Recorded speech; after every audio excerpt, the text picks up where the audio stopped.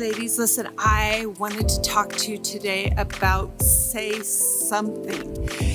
In Ezekiel chapter 37, there's a story where the Spirit of the Lord picks up Ezekiel, sets him down in the valley of dry bones, and you can find the storyline between about verse 9 and verse 14. But he begins to command him to prophesy to these bones and prophesy to the breath of God that would come and breathe into him. And it's amazing because Ezekiel has the ability to turn around and say, because the Spirit of God asks him, can these bones live? And he says, Lord, only you know.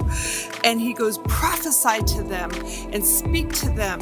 And he begins to tell him to speak life into him. And at the command of Ezekiel, as he begins to prophesy to him, all of a sudden the bones begin to rattle and things begin to change. And I just want to encourage you today, because it's so easy in today's culture that has caused us to put a mask over things, caused us to be quiet, caused us to limit what we can and cannot do at some levels. And I understand being safe. I think we should be safe. I think we ought to be careful about certain things. But the other side of it is, it should never take your voice away, and it should never take your ability to prophesy into a situation. Now, you can look at me and say, man, Pastor Meredith, I'm not a prophet like you. I don't know how to do that. I don't know how to do those kind of things. That seems really big. Let me help you real quick. Because prophecy is simply this: it's speaking the heart of God into a situation the best you know how.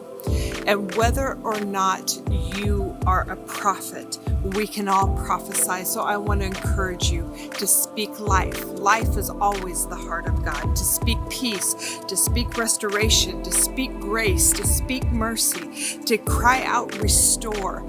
And in this hour, I believe with you, like you, that God is doing something great. That we have spent a year where it seems like our bones are scattered. We have spent a year where it seems and feels like things are dislocated and disconjointed, much like Ezekiel did in those days.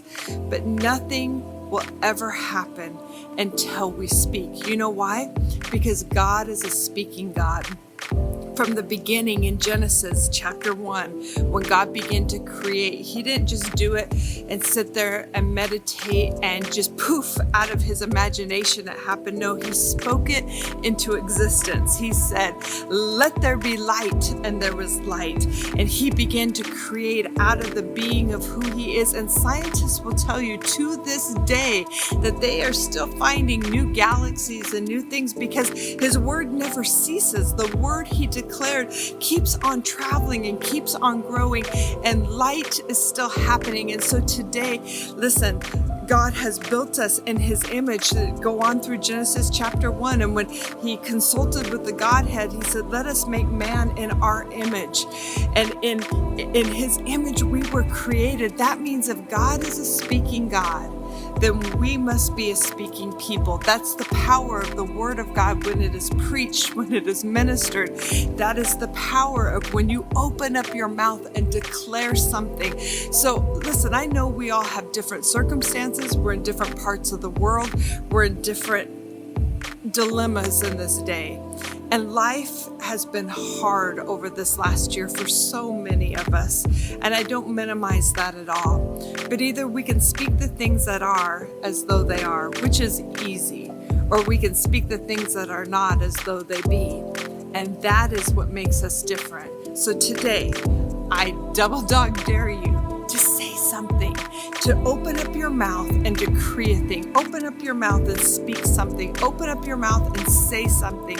Because when you say something, you are more powerful than you know. Speak peace.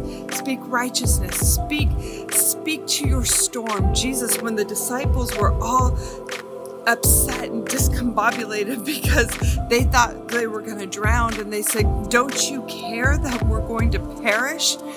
And Jesus got up from the boat, from the back of the boat, walked up, and he said, peace, be still.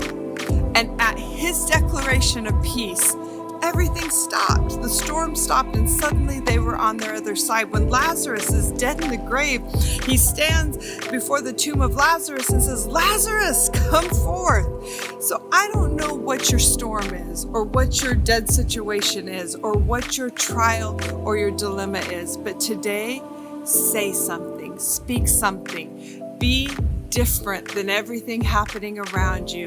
And I'm telling you, like Ezekiel in chapter 37, things are going to happen when we begin to speak life into situations. God bless you. I hope this helps and encourages you today. Go say something.